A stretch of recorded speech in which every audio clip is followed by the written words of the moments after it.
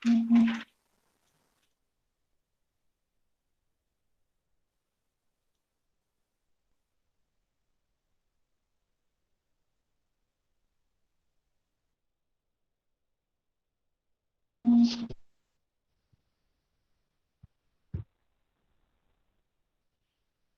numericals related to calculation of power based on this velocity factor method, and second based on the precise calculation by using Squat's equation, dynamic load calculation, then further calculation of PV and power calculation, PD calculation and power. So in this way we have discussed. Now today we will be discussing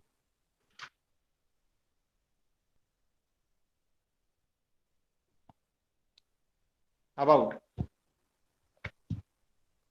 one more numerical where we will be calculating module and this dynamic load, and next we will be discussing about this herringbone gear concept, introduction to herringbone gear. So let us start. Next numerical number 7. A pair of parallel helical gear consists of 24 teeth pinion rotating at 5000 rpm and supplying 2.5 kilowatt power to a gear. So we will directly start writing what is given. So here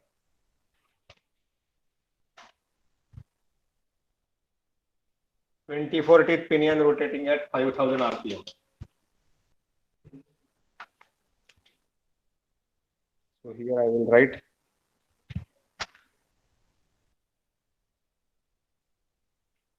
ZP number of teeth on pinion 24 rotating at 5000 rpm.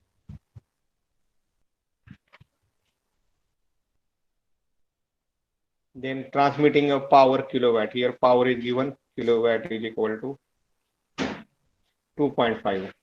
The speed reduction is 4:1. The speed reduction is given. So I will call it as gear ratio or velocity ratio. 4 is given. So immediately I will calculate ZG. ZG is equal to 4 into 24 is equal to 96. Then the pressure angle and the helix angle are given. Pressure angle alpha n is equal to 20 degree, and the helix angle I will say psi is equal to 23 degree. The normal pressure angle and helix angle. Both the gears are made up of hardened steel. Same material. We will write pinion is weaker than gear, and we will start for calculating on pinion. SUT is given 750 Newton per mm square. The service factor and factor of safety. CS is 1.5 and FS is equal to 2. The gears are finished to meet the accuracy of grade 4. So one formula is gear given for grade 4. So I will not rewriting the formula. So you write this is the formula for grade 4. E is given. So we will be using this formula for calculation of E. E is equal to 3.20 plus 0.25 mn plus 0.25 under root D. Okay. What we have to calculate, what is asked. So here in this case,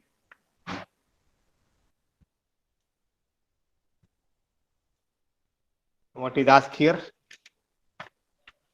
So here you can write down the given in that time.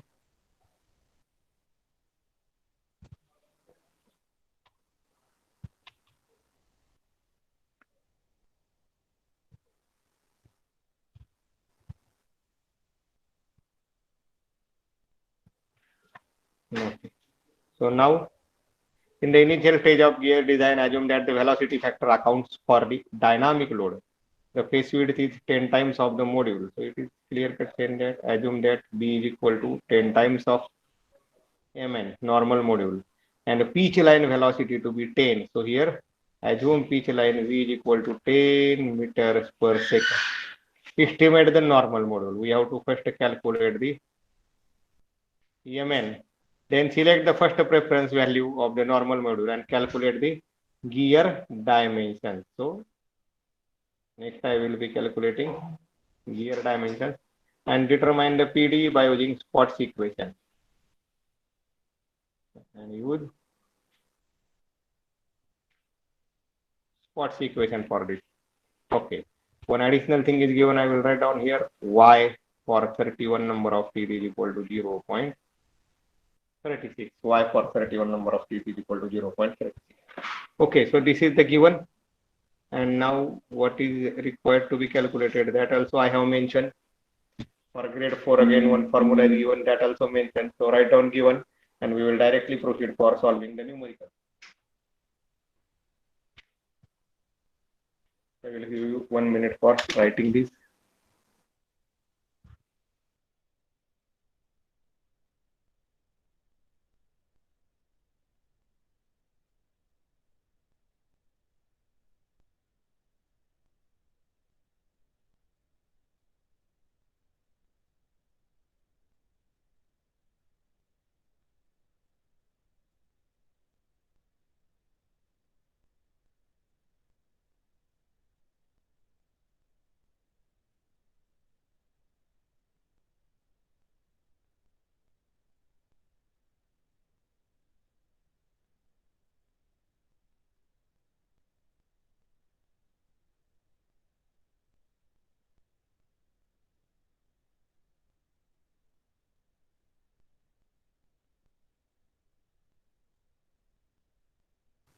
Let us start the steps for this calculation. Now we are calculating normal module. So kilowatt is given. I will first calculate MT. Then I will calculate DP. Then it will be useful for next ESB. I will calculate. I will get ESB in module square. Then PT in terms of module. P effective in terms of module. And finally, equating the ESB to P effective, I will get the value of module and then I will proceed for next. Okay, so in this way we will proceed here. We will proceed. And then after I am having the ball value, PD is equal to that I will calculate by using Potts equation. So as both the gears are made up of same material, pinion is weaker than the gear and we will be designing for pinion. So this we will write first and then directly I will say step number 1, estimation of module we are going. So here what is required, I will say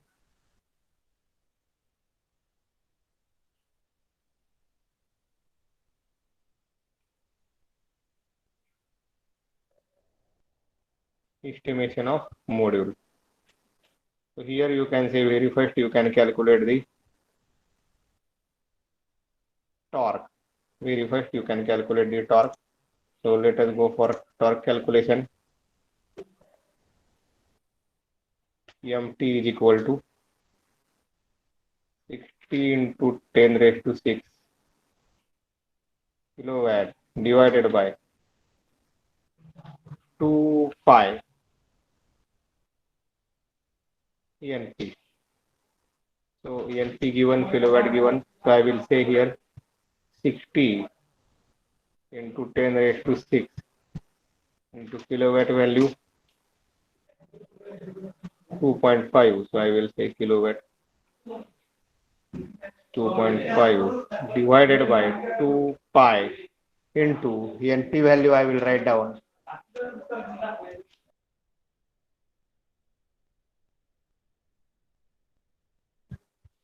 into 2 pi I will write down the value as 5000. Then I will get the value for MT in Newton mm. Calculate and let me know the value for MT.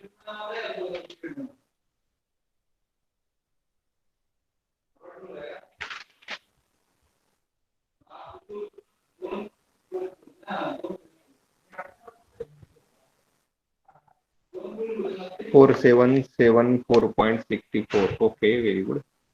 So 4774.64. I will call it as Newton millimeter, the unit.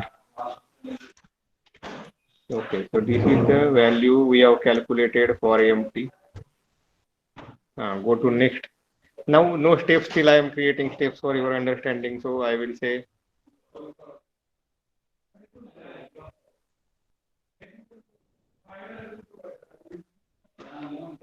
second one as beam strength.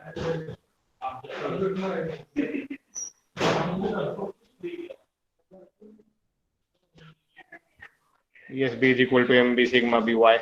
But for Y, I have to calculate Y will be based on virtual number of teeth. Z dash, so I will say dash Z dash P is equal to ZP divided by cos cube of psi. So just substitute the values. I will say 24 divided by cos cube of 23 degree is equal to. Calculate and let me know that.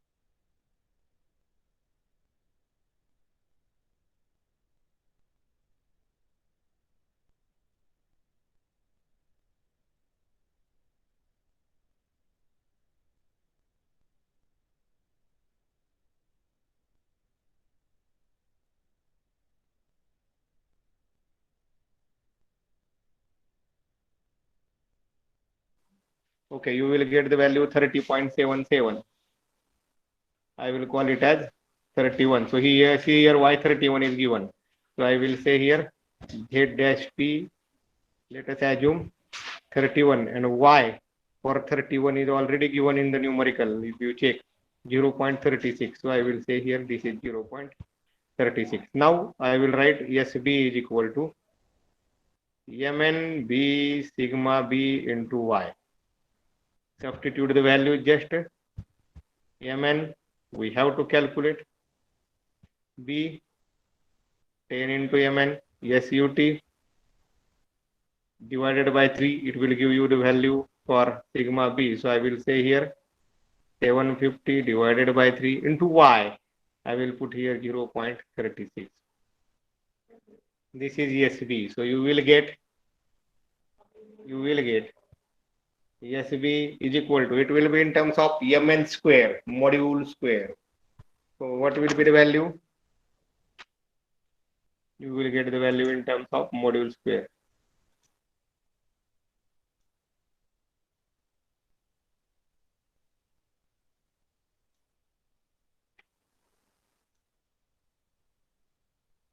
Calculate.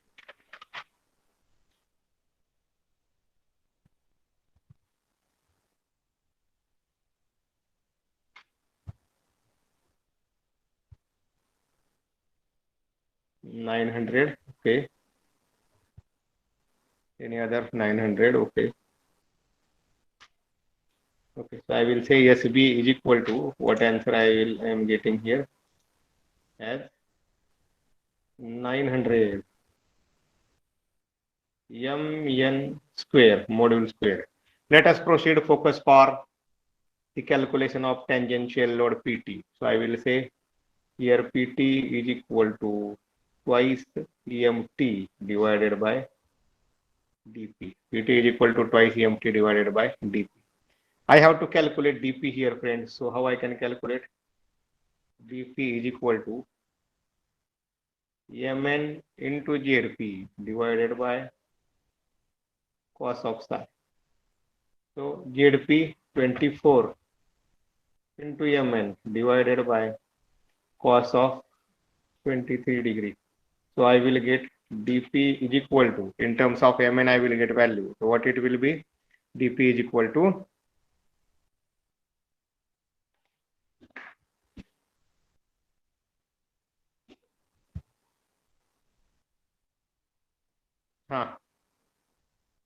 I will get dP is equal to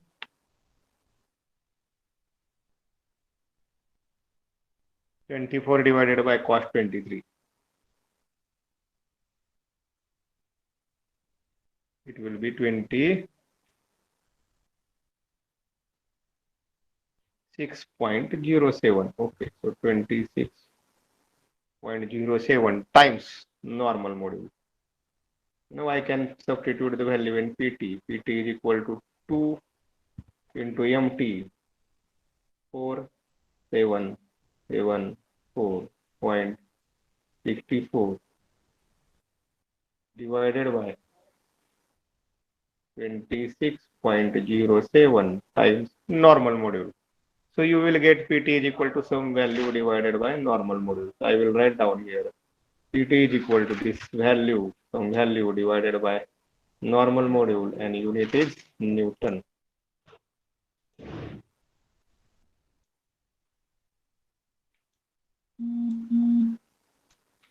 What will be the value here for this? Pt is equal to 366. Okay, any other?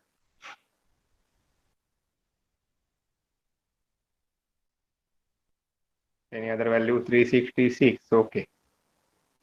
366. Okay, so I will write down here the value 366.29 divided by Mn in terms of Newton. Okay. Let us proceed for the effective load calculation. P effective. Let us proceed for the effective load calculation as P effective.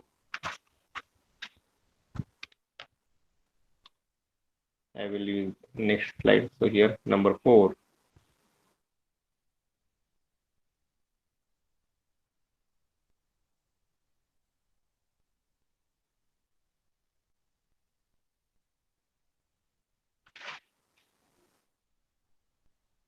Effective load calculation.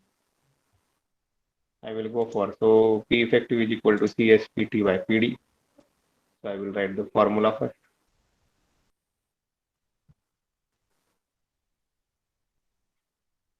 CSPT divided by CV. Okay, so CV. Okay, so now CV, in this case, we are having the formula for CV as 5.6 divided by 5.6 plus under root V.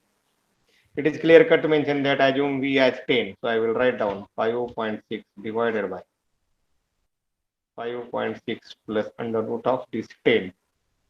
So I will say CV is equal to, CV is equal to, you will get value, calculate value for CV.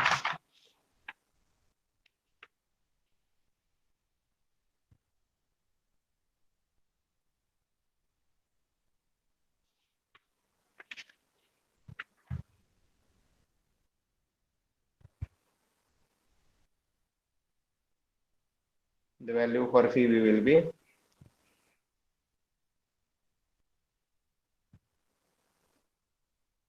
0.639639. Okay. I will say 64. You write 639 also, no problem. 64. Okay. Then I will say here P effective is equal to CS. The CS value is given 1.5 into PT. PT value 366.29. 366.29 divided by normal module into CV. This 1 upon is there, therefore 1 upon 0.64. So this value. So I will get here P effective is equal to some value divided by Mn. Again, this will be also in Newton. So I am highlighting these steps to proceed for. This is not our final answer. Still I am highlighting.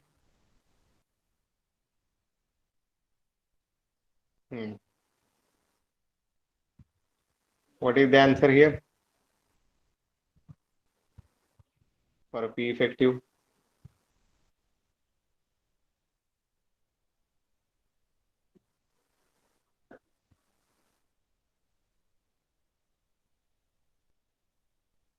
Calculate once again. 858.49. Okay, so this is 3-digit number.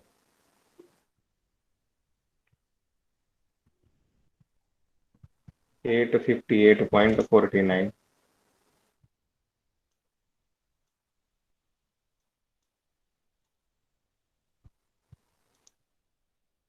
So I will write down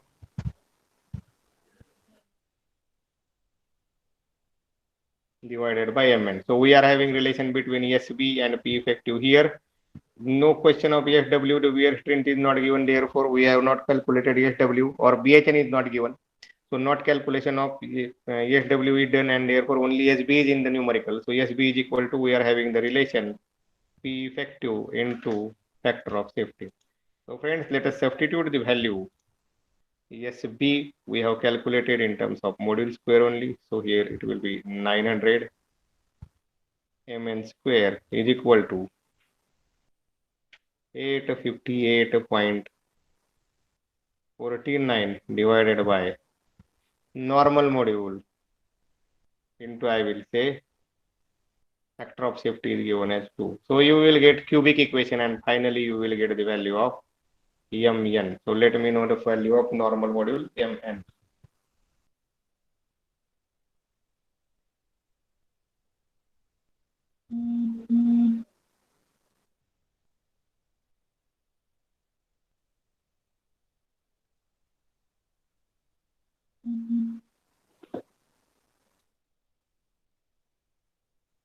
Calculate the value Mn.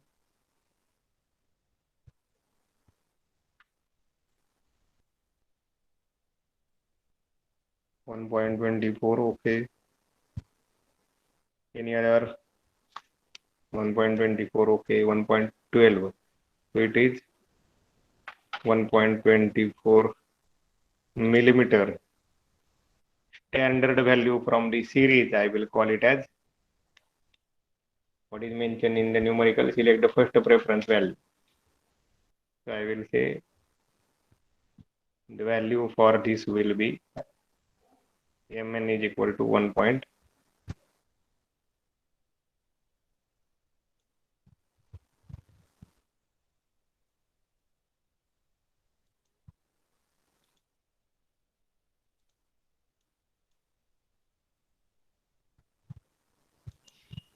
Okay, so if you want to see this particularly series, so let us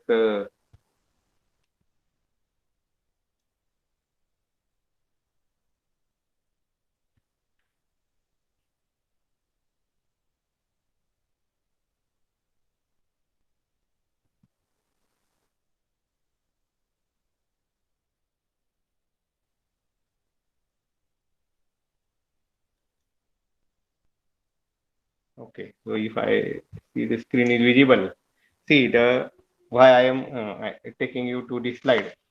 The helical gear, the normal module should be selected from the standard value. Then the first preference value of normal module, it is given 1, 1.25, 1.5, 2, 2.5, 3, 4, 5. So now 1.24 is there.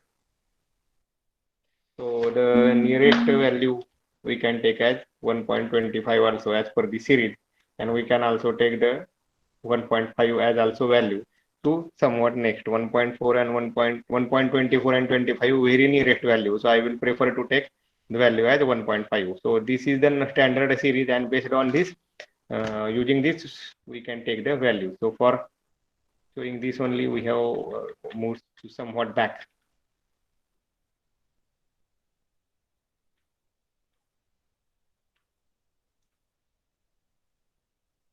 Okay, friends. We are here now. So I will take here the standard value normal module. I will take as 1.5. So I will say here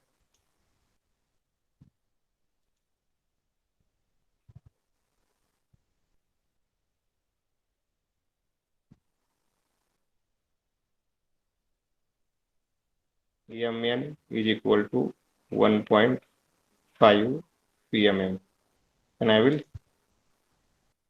highlight it. This is our first answer as per the requirement. Now let us write down all these gear dimensions. So I will say here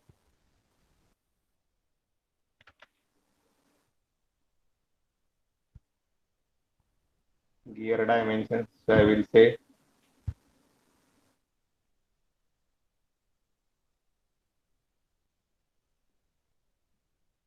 normal module,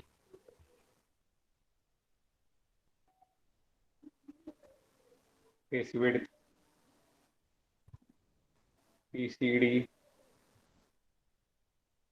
of pinion. I will call it as DP. PCD of gear, DG.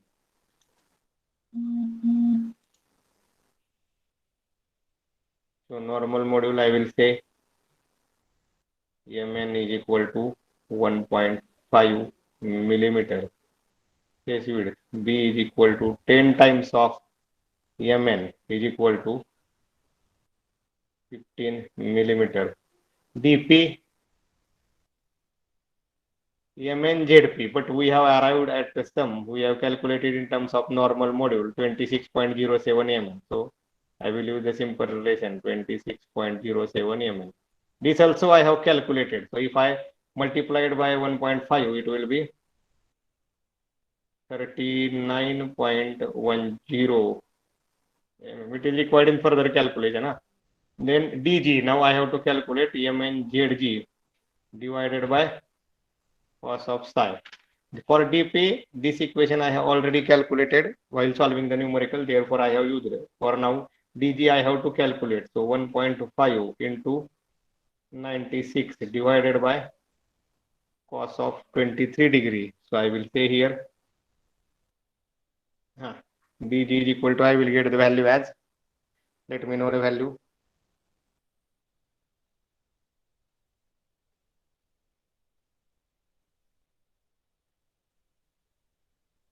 dg value calculate.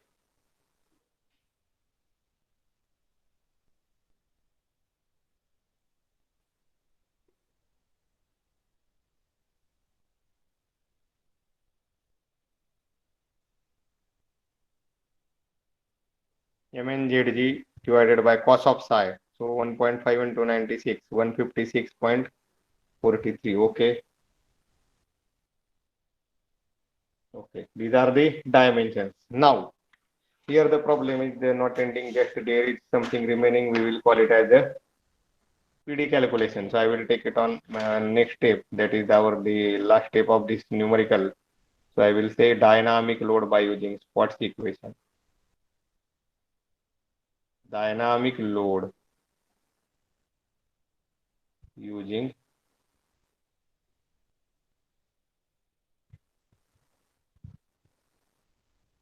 Squat's equation. So we are having the equation. I will write first. PD is equal to E NP.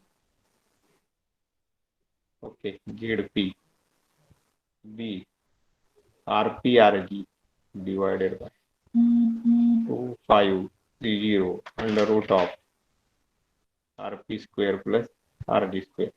Now we have calculated dp and dg, Rp and Rg we can easily calculate. Here the we have to concentrate only on this error calculation. So I will directly say error for pinion. So error formula is given 3.20 plus 0.25 into bracket Mn plus 0.25 under root of D. This is the generalized formula. If I am using for P, I will say here pinion. So substitute the value, friends. 3.20 plus 0.25 into bracket Mn value 1.5 plus 0.25 into bracket 39.10 bracket complete. So I will get EP is equal to calculate. You will get the answer in micron, and we will be converting in mm before substituting the final answer into PD.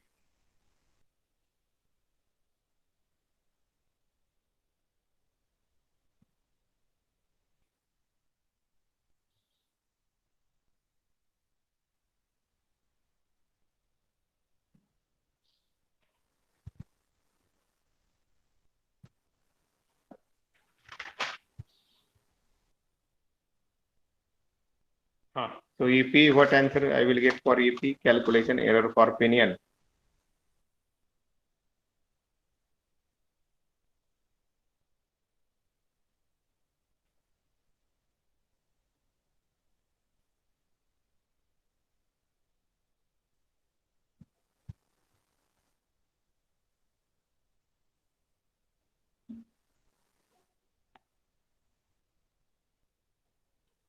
Hmm. 3.96. Okay. So, but it is in micron. So 3.96 micron is equal to 3.96 into 10 raised to minus 3 mm. Similarly, I will write for EG. EG is equal to 3.20 plus 0.25 into bracket Mn plus 0.25 under root of dg. I will substitute the value 3.20 plus 0.25 into bracket 1.5, the value of Mn, plus 0.25. Substitute the value of dg. We have calculated dg as 156.43 under root value. Okay. So this will give you the value of EG, error for gear.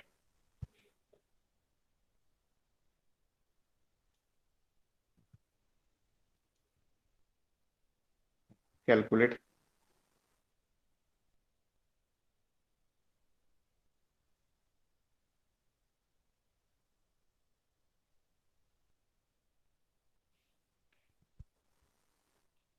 Four point three five six.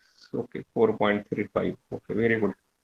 4.35. So now go for addition. So I will say here 4.356 micron is equal to 4.356 into 10 raised to minus 3. So total error I will write 3.96 plus 4.356. So E value will be calculate total error.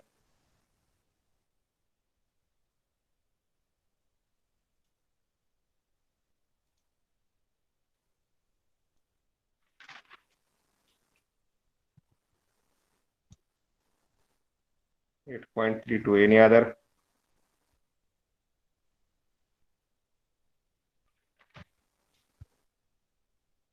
Eight 8.316.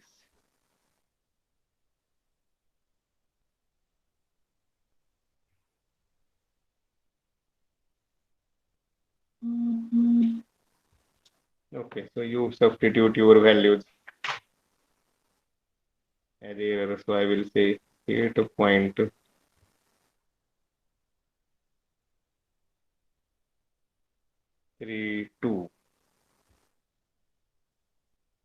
Okay. Into very important 10 raised to minus 3, it is millimeter. Some point here and there, whatever your answer, you can continue, no problem. Final answer we will check. So here this is error calculation. Now before substituting the value, very important step is RP. The radius for pinion is equal to TP divided by 2 is equal to 39.10 divided by 2. I will write directly here. Very simple it is. So 19.55 millimeter. Okay. Then I will call RG. RG is equal to DG by 2 is equal to 156.43 divided by 2 is equal to 78.21 millimeter. So now after calculating all the values, I will substitute PD is equal to error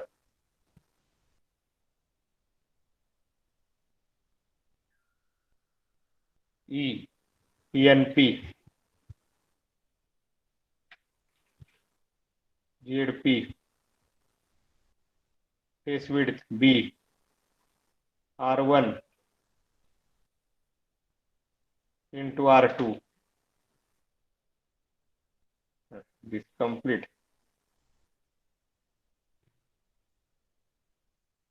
divided by 2530 under root of RP square plus RG square. So I will say 19.55 square plus 78.21. So this will give you the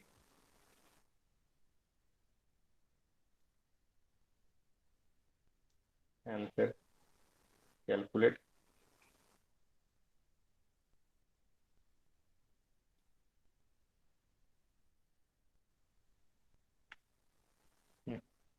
Calculate PD final answer. This will give you the final answer.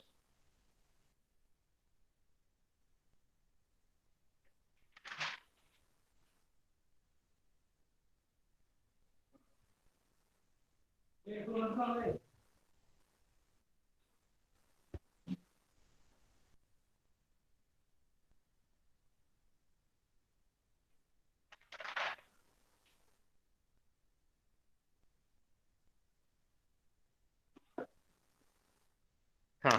put PD, calculate once again. हाँ, any other answer? Okay, 112, same answer you are getting. Okay. Okay, 112. Okay. So I will be with your answer only. 112.26. I will say, let us say 113.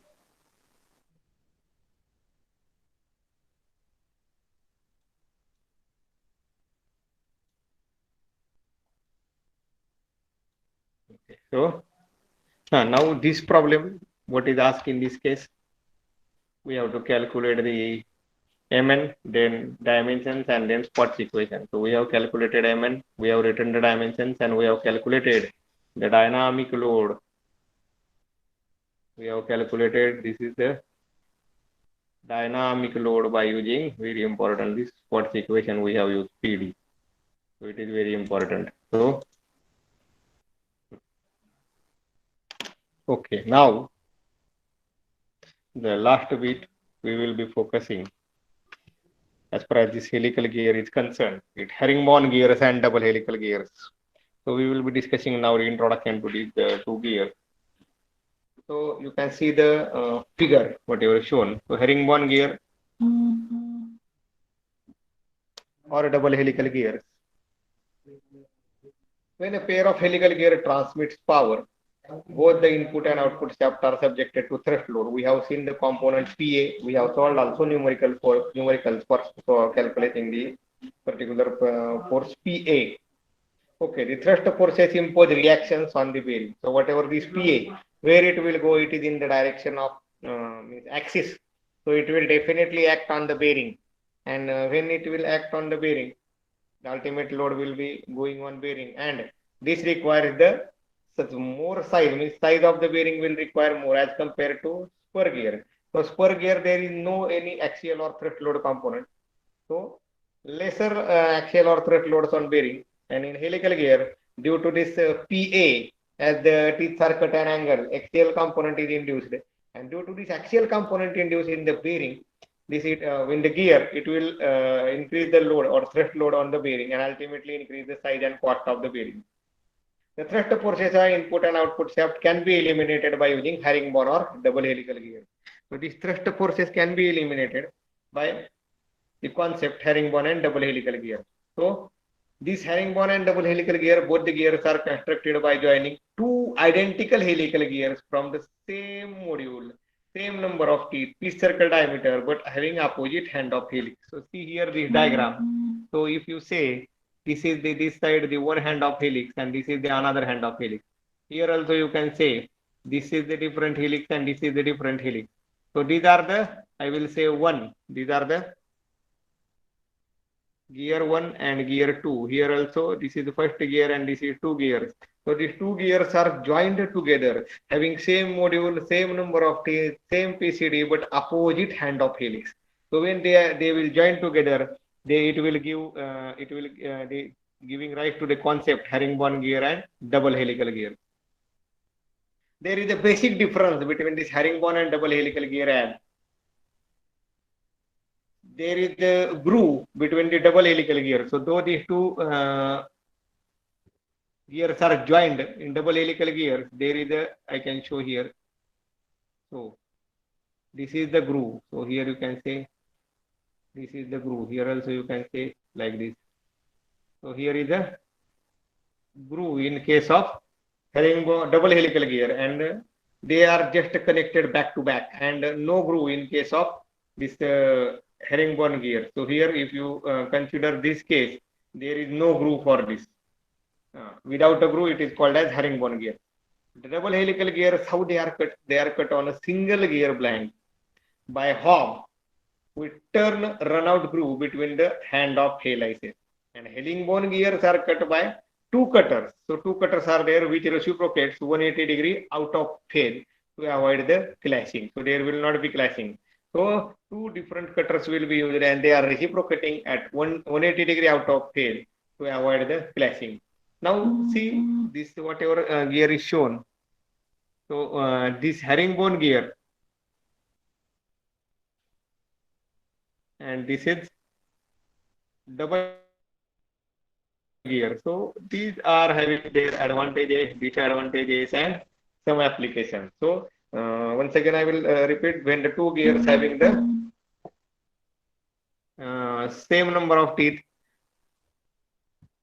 each circle diameter and module, but opposite hand of helix, when they are joined together, and when there is a groove between these two gears, it is called as double helical. And when they are joined back to back and there is no groove, it is called as herringbone gear.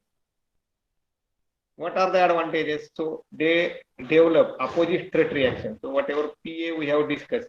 So one gear and gear two what we have discussed. So first gear will and second gear like this. So the thrust forces due to the whatever their PA component will get cancel, nullify each other, and the net axial force act on the bearing is zero. In case of helical gear, there is a component single helical gear, generalized component PA. So in this double helical or herringbone gear, due to the opposite hand of helix, they are the thrust forces reactions are getting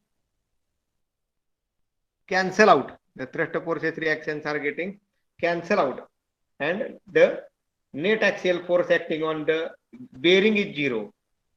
Then the power transmitting capacity is high as the two gears are connected. The power transmitting capacity is high, and the pitch line velocities that can be attained. High pitch line velocity means power transmitting capacity at higher speed, we can say.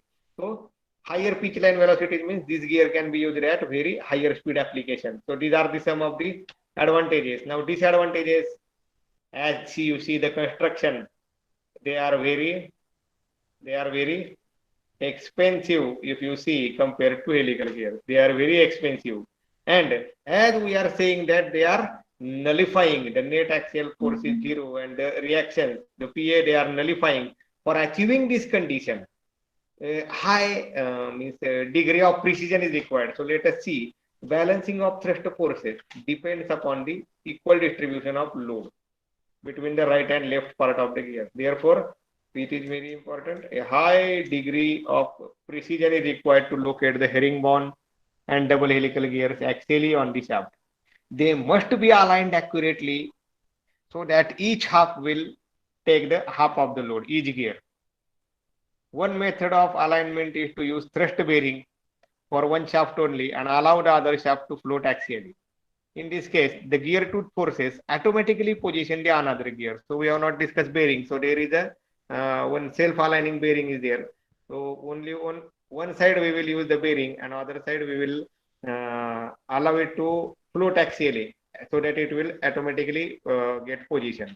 So this is method, but very important. The disadvantage, they are very expensive, and as we are saying, they are nullifying the forces. But before nullifying the forces, there should not be no any axial force. A high degree of precision and net alignment and mounting is required. So these are the disadvantages. And applications, I will say, herringbone gears and double helical gears are used in see here very high power applications such as ships and turbines. The helix angle for single helical gear ranges from 15 to 25. So when we will go for double helical, the limitation for increasing the helix angle is PA, increasing net axial force. But there is the theoretically we can say that no axial forces are there. The herringbone helix angle in the herringbone gears can be up to 20 to 45 degrees. So higher helix the angle is permitted because no thrust force is there. And the design procedure, I can say, the design procedure is same as that of helical gear. If it is said that a double helical gear is transmitting 100 kilowatt, then in design you have to go for this 100 kilowatt divided into two helical gears. So I will say this 100 kilowatt is taken by two helical gears because they are two identical gears and each transmitting one half power. So I will say each gear is transmitting 50 kilowatt and I will design for this half power. So this is the design procedure for this. Whatever power is given for a double helical or herringbone, it is just for 2 helical gears. So divide it for 2, and then you will get the net power transmitting for one gear, that one helical gear. And by using the traditional method, we can proceed. So this is the application about this, we can say, double helical or herringbone gears.